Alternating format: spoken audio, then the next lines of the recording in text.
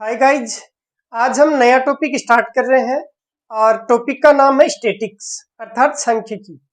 तो ये जो सांख्यिकी टॉपिक है ये लगभग सभी एग्जाम्स के लिए बहुत ज़्यादा इम्पोर्टेंट है।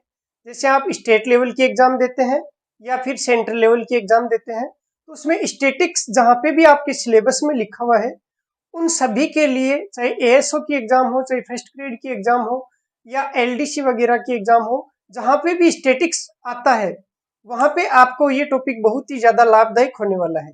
देखो, स्टैटिक्स को हम जनरली थ्योरेटिकल मानते हैं और इसमें थ्योरेटिकल पार्ट है वो ज्यादा पूछा जाता है। तो मैं आपको बहुत ही आसान तरीके से पढ़ाऊंगा, बहुत ही जो आपके ऐसा तरीका होगा जो बिल्कुल आपके दिमाग में सेट हो जाएगा।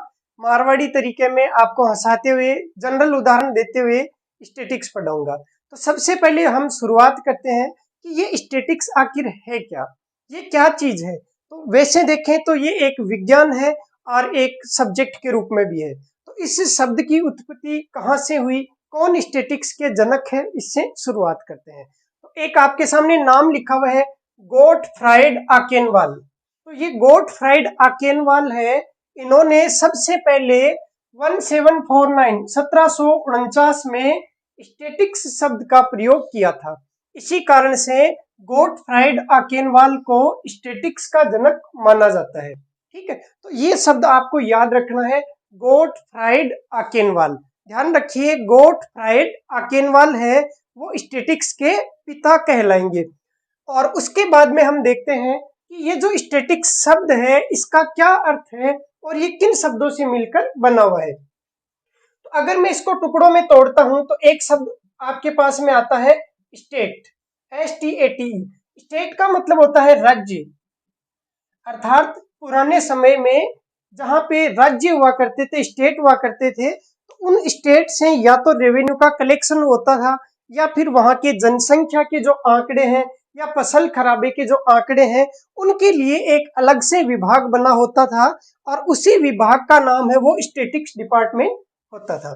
तो ये जो शब्द है वो स्टेट से बनता है, इसका मतलब होता है राज्य। और पॉलिटिकल में आपने पढ़ा है स्टेट का मतलब राजा भी होता है। तो या तो राज्य या राजा या स्टेट या कोई भी एक पर्टिकुलर एरिया जिसके बारे में हम सांख्यिकीय आंकड़ों का अध्ययन करते हैं तो वो स्टेट कहलाता है। और उस राज्य का जो अध्ययन है, गणना है, जनसंख्या की हो चाहे फसल खराबे की हो, तो वो जिस सब्जेक्ट के अंतर्गत की जाती है वो सब्जेक्ट कहलाएगा स्टैटिक्स।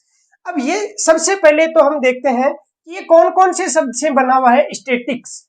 तो एक तो शब्द है स्टेटस, आप नोट करते जाएंगे साथ में। स्टेटस, स्टेटस जो शब्द है वो लैटिन भाषा का है। तो कई बार तो हम कहें कि ये कौन से लैटिन शब्द से बना है, आपको पूछा जा सकता है कि स्टैटिक्स जो सब्जेक्ट है वो किस लैटिन भाषा का व्युत्पन्न रूप है या कौन से लैटिन भाषा के शब्द से बना है। तो ध्यान रखना है स्टेटस, स्टेटस शब्द जो है वो लैटिन भाषा का है और इससे भी स्टैटिक्स बना हुआ है। दूसरा है जर्मन भाषा का स्टैटिक। ठीक, इसमें के जो स्टैटिक्स है हम सी जहां लिखते हैं उसकी जगह के आपको यूज करना है। तो ये कौन सी भाषा का शब्द है, जर्मन भाषा का। तो स्टैटिक्स, लेकिन इसमें स्टेटिस्टिक में जो के शब्द है उसका ध्यान रखना है। ये जर्मन भाषा का हो गया। और उसके बाद में ये स्टेटिस्टा, स्टेटिस्टा जो शब्द है वो है इटालियन भाषा का। तो ये कौन सी भाषा का है, इटालियन। तो नोट करेंगे इटालियन भाषा का कौन सा शब्द है, स्टेटिस्टा। और हम जो पढ़ते हैं स्टेटिस्टिक्स वो कौन सी भाषा का है, अंग्रेजी भाषा का, इंग्लिश का है स्टेटिस्टिक्स। ठीक, तो ये तो हुई भाई शब्दों की बात और इसके जनक की बात। अब हम इसमें क्या पढ़ते हैं, तो आपने देखा होगा आपके जिले में भी जिला लेवल पर एक विभाग होता है स्टेटिक्स विभाग। सामान्यतः ये है जहाँ पे जिला कलेक्टर का कार्यालय होता है उसी के नजदीक या उसी परिसर में होता है स्टेटिक्स डिपार्टमेंट। और आजकल ओलावृष्टि या जो फसल खराबा है या फिर जनसंख्या से रिलेटेड जो आंकड़े हैं, पशुगणना से रिलेटेड जो सामान्य एक पर्टिकुलर एरिया के आंकड़े हैं वो इस स्टैटिक्स डिपार्टमेंट में आपको मिल जाते हैं। अब हम पढ़ते हैं कि स्टैटिक्स जो है वो एक वचन के रूप में उसका क्या अर्थ है और बहुवचन के रूप में उसका क्या अर्थ है। अर्थ हम देखते हैं तो स्टैटिक्स का जो अर्थ है वो एक वचन के रूप में देखें तो यह एक सब्जेक्ट हो सकता है या फिर यह एक विज्ञान हो सकती है। स्टैटिक्स जो है वो एक विज्ञान भी है और एक कला भी है। तो एक वचन के रूप में इसका अर्थ पूछे तो आपको मिलेगा यह एक विज्ञान है या फिर यह एक कला है या यह एक सब्जेक्ट है। और बहुवचन के रूप में देखें तो हम कहते हैं समंक। हम पढ़ेंगे आगे समंकों का कलेक्शन या समंक क्या होते हैं। तो जो समंक या जो डाटा है अर्थात वह सूचना जो कोई अनुसंधान करता, कलेक्ट करता है, एकत्रित करता है, वो सूचना है समंक। और ये जो समंक या डाटा है ये स्टैटिक्स का बहुवचन के रूप में अर्थ होता है। तो नोट करेंगे स्टैटिक्स का अर्थ एक वचन के रूप में एक सब्जेक्ट या विज्ञान अथवा कला है तथा बहुवचन के रूप में समंक अथवा डाटा है। ठीक, अब हम सबसे पहले शुरुआत करते हैं एक प्रश्न से। आपके सामने प्रश्न है सांख्यिकीय अनुसंधान अथवा अध्ययन का सही क्रम क्या है। ये सवाल भी आपके लिए बहुत ज्यादा इंपॉर्टेंट है। तो देखो जनरली समझते हैं, हम यहाँ से शुरुआत करते हैं। सबसे पहले हम कोई भी जानकारी जुटाएंगे। मान लीजिए आपकी सगाई करनी है, ये स्टैटिक्स जो है वो मैं आपको एक ही उदाहरण से पूरी समझा दूंगा। आपको एक सगाई के रूप में उदाहरण लेना है। मान लो आपकी सगाई करनी है, तो सबसे पहले हम क्या करते हैं, हम जानकारी एकत्रित करते हैं। किसके बारे में, जैसे कोई लड़का है तो वो अपनी होने वाली दुल्हन के बारे में जानकारी एकत्रित करेगा कि वो कौन सी क्लास तक पढ़ी हुई है और कौन कौन सी स्कूल में वो पढ़ी हुई है। ठीक, और उसके परसेंटेज क्या है, वो सारी चीजें हम सबसे पहले कलेक्ट करते हैं। तो सबसे पहला होता है आंकड़ों का संकलन। तो सबसे पहले इसमें देखेंगे कौन से ऑप्शन में संकलन है। तो ऑप्शन ए में और ऑप्शन डी में संकलन है। इसका मतलब ऑप्शन बी और सी है वो कट चुके हैं। तो सबसे पहले डाटा का किया जाता है कलेक्शन अर्थात संकलन। आप सबसे पहले डाटा मतलब समंक जुटाएंगे, जानकारी जुटाएंगे और उसके बाद में उसको व्यवस्थित करेंगे, या तो बढ़ते क्रम में या घटते क्रम में, या फिर जैसे मान लो परसेंटेज देखने हैं तो सबसे पहले आप 8वीं के परसेंटेज, उसके बाद में 10वीं के, उसके बाद में 12वीं के परसेंटेज देखेंगे, उसके बाद में आप हाइट देखेंगे, उसके बाद में कलर देखेंगे, उसके बाद में कौन कौन सी स्कूल में पढ़ा हुआ है या पढ़ी हुई है, ये चीजें देखेंगे। तो हम एक प्रकार के डाटा को एक जगह व्यवस्थित करेंगे। तो दूसरा जो स्टेप होता है वो होता है व्यवस्थीकरण का। अब इसमें आ गया प्रस्तुतिकरण का। तो ये ऑप्शन कट गया क्योंकि पहले व्यवस्थित किया जाता है आंकड़ों को, उसके बाद में व्यवस्थित आंकड़ों को ही प्रस्तुत किया जाता है। अब देखो यहाँ पे लिखा हुआ नहीं है, हालांकि आगे मैं पढ़ाऊंगा आपको। प्रस्तुतिकरण जब हम करते हैं तो दो पार्ट में करते हैं, पहला वर्गीकरण और उसके बाद में सारणीयन। पहले हम आंकड़ों को वर्गीकृत करते हैं। जैसे मैंने बताया आपको परसेंटेज 8वीं के, 10वीं के, 12वीं के, तो परसेंटेज है वो एक कॉलम में दर्शाएंगे। तो वर्गीकरण और उसके बाद में सारणीयन। ठीक, तो ये दोनों पार्ट है किसके, प्रस्तुतिकरण के। तो तीसरी स्टेप होती है प्रस्तुतिकरण। उसके बाद में विश्लेषण। विश्लेषण का मतलब होता है आप जैसे मान लीजिए परसेंटेज ज्ञात करते हैं, औसत ज्ञात करते हैं कि कुल एवरेज देखें तो तीनों वर्ष के कितने प्रतिशत अंक आए हैं, या तीनों जो बोर्ड की एग्जाम है उसमें कितना एवरेज रहा है। मान लीजिए 8वीं में 90% है, 10वीं में 80% है और 12वीं में 70% है। तो अपन एक एवरेज निकाल लेते हैं कि भाई 80% के लगभग इसका औसत है वो रहा है। तो ये सारी चीजें हम पढ़ते हैं विश्लेषण में। उसके बाद में होता है निर्वचन। निर्वचन का मतलब होता है इंटरप्रिटेशन, अर्थात एक आंकड़े को दूसरे आंकड़े से संबंधित करना। तो ये चीजें आपके आगे चल के और ही अच्छे तरीके से समझ में आ जाएगी। हम एक एक चीजों के बारे में आराम से पढ़ेंगे। तो अब हेडिंग लिखिए आंकड़े या समंक, डाटा या आंकड़े या समंक। हेडिंग लिखेंगे आप आंकड़े या डाटा या समंक, समंक या डाटा, समंक या डाटा।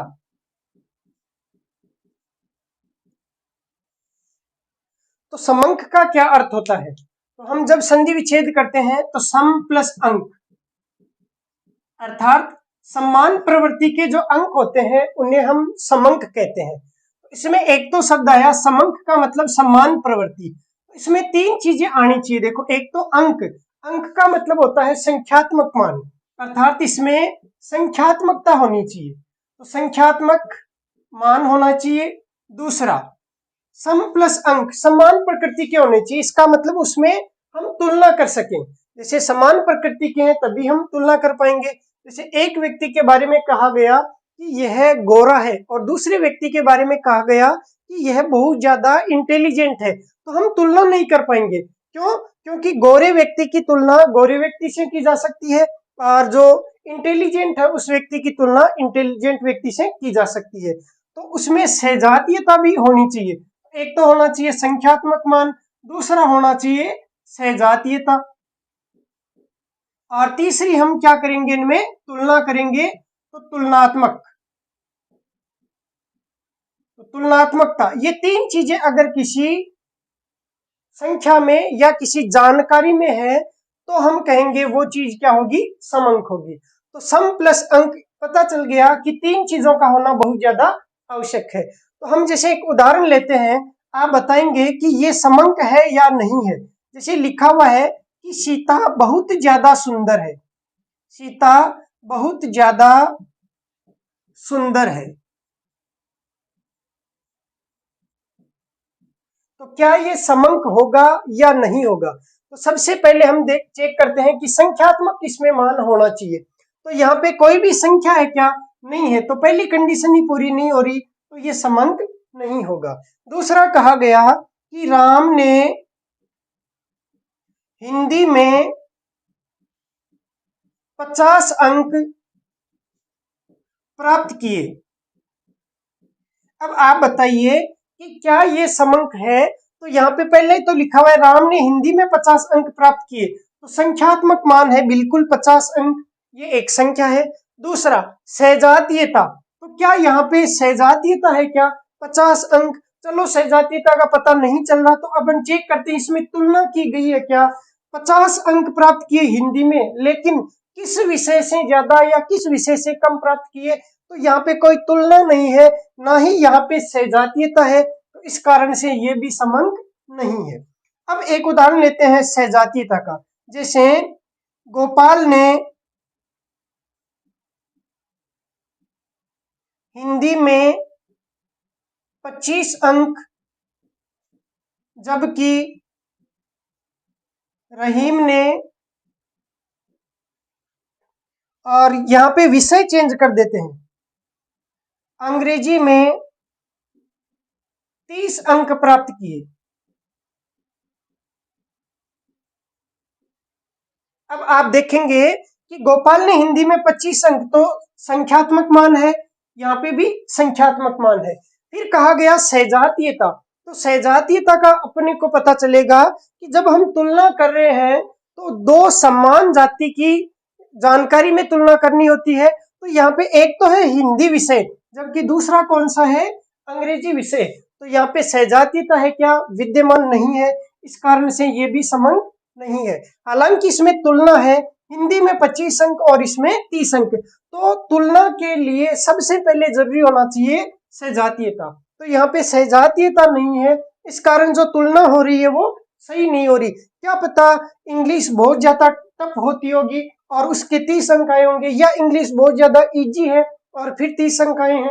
तो इजी है ऐसी कंडीशन में 30 है, इसका मतलब तो ये ज्यादा इंटेलिजेंट हो सकता है, और टफ है और ऐसी कंडीशन में 30 नंबर है, इसका मतलब बहुत ज्यादा इंपॉर्टेंट इंटेलिजेंट हो सकता है। तो ऐसी कंडीशन में हम सही तुलना नहीं कर पाएंगे। क्यों? क्योंकि सहजातीयता नहीं है। चौथा उदाहरण लिखेंगे, ए ने गणित में 50 अंक तथा बी ने गणित में 55 अंक प्राप्त किए। तो बताइए क्या ये समअंक है अथवा नहीं है। तो ए ने 50 अंक, यहाँ पे 55 अंक, तो संख्यात्मक मान है गणित विषय में, और यहाँ पे भी गणित विषय में, तो सहजातीयता भी है। और तुलना करें तो तुलना भी हो रही है, क्योंकि एक ने गणित में 50, दूसरे ने 55, तो हम कह सकते हैं कि ए से बी ने 5 अंक ज्यादा, तो तुलना हो गई कि बी के 5 अंक ज्यादा हैं। जबकि यहाँ पे तुलना करें तो बी ने ए से 5 अंक ज्यादा, तो ए ने बी से 5 अंक कम प्राप्त किए हैं। तो दोनों में हम दोनों प्रकार से तुलना कर पा रहे हैं। तो ये समंक है या नहीं? बिल्कुल है। तो आपको पहचान तो करनी आ गई कि कौन सा समंक है या कौन सा समंक नहीं है। अब हम समंकों को कलेक्ट करने के हिसाब से दो भागों में विभाजित करते हैं, अर्थात समंक के दो प्रकार होते हैं। एक तो होते हैं प्राथमिक डाटा और एक होते हैं द्वितीयक डाटा, या प्राथमिक समंक और द्वितीयक समंक। तो एक सारणी के माध्यम से हम कंपैरिजन करते हुए पढ़ेंगे प्राथमिक समंक और द्वितीयक समंक। तो सबसे पहले तो हम समझते हैं कि प्राथमिक समंक क्या होते हैं। अब उदाहरण लेते हैं वही सगाई वाला। मान लीजिए आपको किसी से सगाई करनी है, तो आप स्वयं वहां जाके उसके गांव में, और गांव में जो सीसीटीवी कैमरे लगे होते हैं, गांव के जो मेन चौपाल पे जैसे बुजुर्ग व्यक्ति बैठे होते हैं, उनसे आप जाके पूछते हैं कि फला व्यक्ति की बेटी है, वो कैसी है। तो वो सारी आपको स्टोरी बता देंगे कि भाई वो कौन सी क्लास में पढ़ी हुई है, उसका चाल चलन कैसा है, उसकी माता का चाल चलन कैसा, उसकी दादी का चाल चलन कैसा है, वो सारी चीजें आपको क्लियरली बता देंगे। तो आप खुद वहां पे गए और आप खुद जाके अगर डाटा एकत्रित करते हैं तो वैसे डाटा कहलाते हैं प्राथमिक समंक। तो प्राथमिक समंक वे समंक होते हैं जो अनुसंधानकर्ता द्वारा स्वयं वहां उपस्थित होके या स्वयं के द्वारा किसी अन्य व्यक्ति को भेज के एकत्रित किए जाते हैं। तो हम मोटा मोटी ये कह सकते हैं कि जो अनुसंधानकर्ता द्वारा स्वयं मेहनत करके, स्वयं की मेहनत से पहली बार खोजे जाते हैं, वो कहलाते हैं प्राथमिक डाटा या प्राथमिक समंक। एक हम पढ़ेंगे द्वितीयक समंक। अब ये जो द्वितीयक समंक है, ये हमेशा प्राथमिक समंक के माध्यम से ज्ञात किए जाते हैं।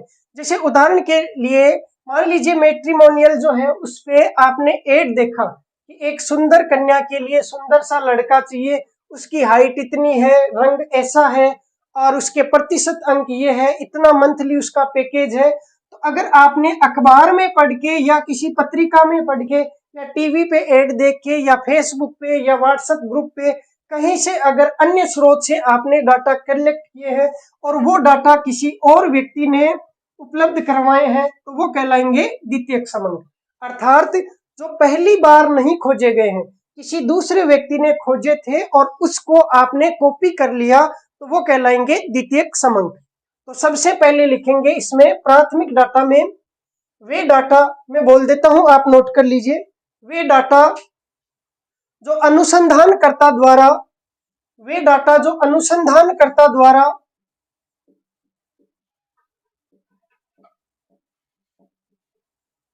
अनुसंधानकर्ता कह सकते हैं, या मान लीजिए कोई किताब लिखना चाह रहा है तो वो लेखक हो गया, या फिर कोई भी कार्य करने वाला है तो वो कर्ता हो गया।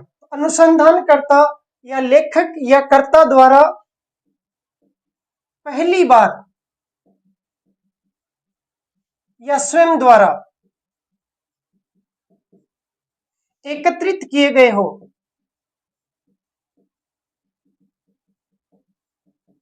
उन्हें हम प्राथमिक डाटा कहते हैं। और द्वितीयक समंकों में लिखेंगे वे डाटा जो प्राथमिक डाटा की मदद से, वे डाटा जो प्राथमिक डाटा की मदद से अथवा पूर्व में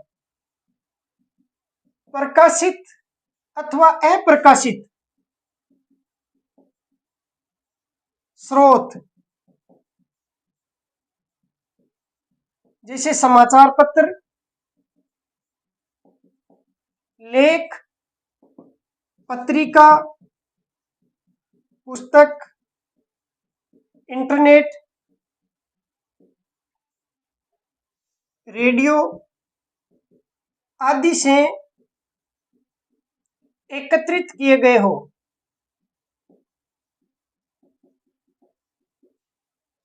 उन्हें हम द्वितीयक समंक कहते हैं। अब देखेंगे आप एक उदाहरण लेते हैं, जैसे लव मैरिज और अरेंज मैरिज। तो लव मैरिज में सारी जानकारियां अपन खुद एकत्रित करते हैं, तो वो कौन सा डाटा हो गया? प्राथमिक डाटा। और जहां अरेंज मैरिज होती है वहां पे आपके घर वाले, आपके दादाजी, आपके पिताजी, ताऊ ताई, वो सारे डाटा कलेक्ट करते हैं। तो वैसी कंडीशन में वो कौन से हो गए? द्वितीयक समंक। ठीक।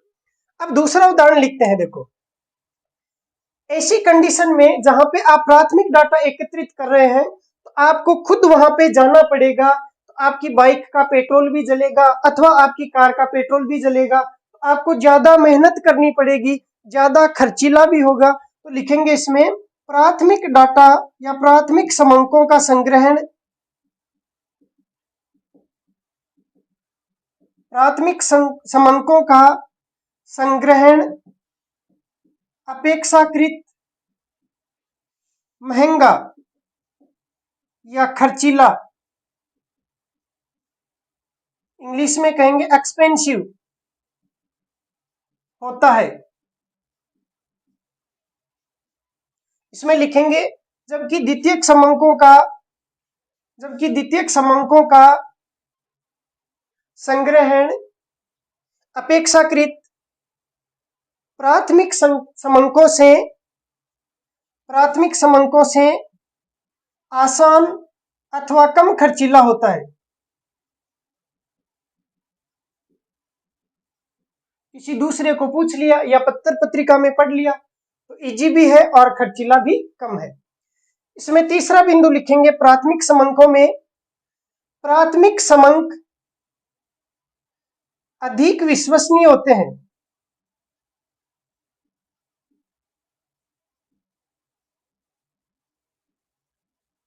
क्योंकि प्राथमिक समंक अधिक विश्वसनीय होते हैं क्योंकि ये अनुसंधानकर्ता द्वारा स्वयं एकत्रित किए जाते हैं। ये अनुसंधानकर्ता द्वारा स्वयं एकत्रित किए जाते हैं। अब मान लीजिए आप सगाई के लिए गए तो आप खुद जाके लड़की को देख के आते हैं, उसके परिवार के बारे में पूछताछ करते हैं, तो आपने देखा कि जो जानकारियां जुटाई वो बिल्कुल सही है, तो ये ज्यादा विश्वसनीय होते हैं। जबकि द्वितीयक जो समंक है, मान लीजिए आपका कोई दोस्त है और वो आपसे बहुत ज्यादा जलता है और आपकी सगाई ऐसी जगह करवा दी जो आपके लायक था ही नहीं, तो वो आपसे दुश्मनी निकालने के लिए हो सकता है आपको गलत जानकारी दे दे। तो हो सकता है कि ये जो द्वितीयक डाटा है वो कम विश्वसनीय हो। लेकिन आपने किसी पत्र पत्रिका जैसे यूपीएससी का नोटिफिकेशन आया और आपने उसको पढ़ा तो वो सबसे ज्यादा विश्वसनीय होता है। तो हम इसमें कह नहीं सकते कि ये विश्वसनीय है अथवा नहीं है, ये बहुत ज्यादा विश्वसनीय भी हो सकता है। जैसे किसी सरकारी गजट में कोई प्रकाशित खबर है या फिर संविधान का कोई अनुच्छेद है उसको आपने पढ़ा या कोई नियमों की किताब है उसको आपने पढ़ा, तो वो सबसे ज्यादा विश्वसनीय होती है। तो इसमें लिखेंगे इसकी विश्वसनीयता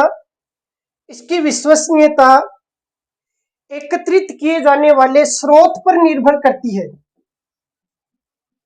इसकी विश्वसनीयता एकत्रित किए जाने वाले स्रोत पर निर्भर होती है। चौथा पॉइंट लिखेंगे प्राथमिक समंक कच्चे माल की भांति होते हैं। प्राथमिक समंक कच्चे माल की भांति होते हैं,